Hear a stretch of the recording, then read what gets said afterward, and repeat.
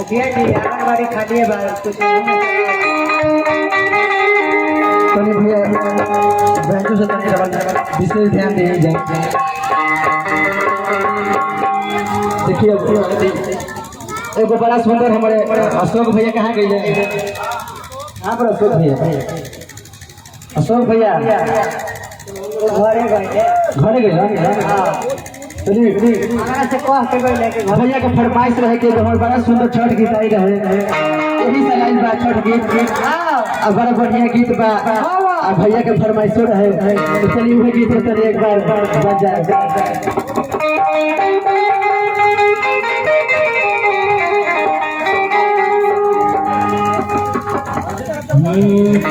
किया हो पिया उठिया ना लई बतो जाई के बजरिया कैसे भर बतोसिया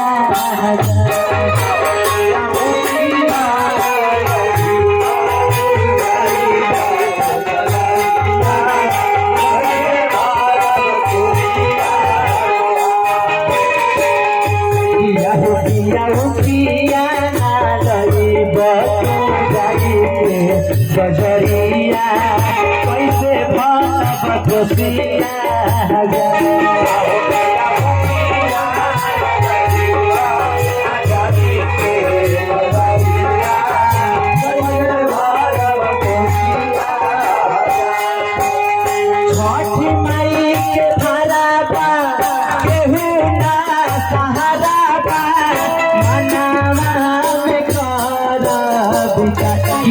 उठिया उठिया ना लई बतो जाई के बजरिया कैसे भरब खुशिया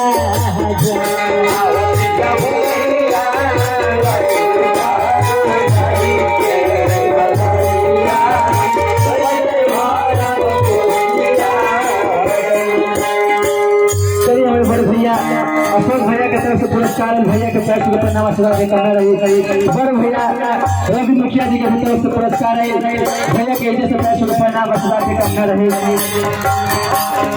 किया हो भैया उठिया ना लई बतो जाई के बजरिया कैसे भरब खुशिया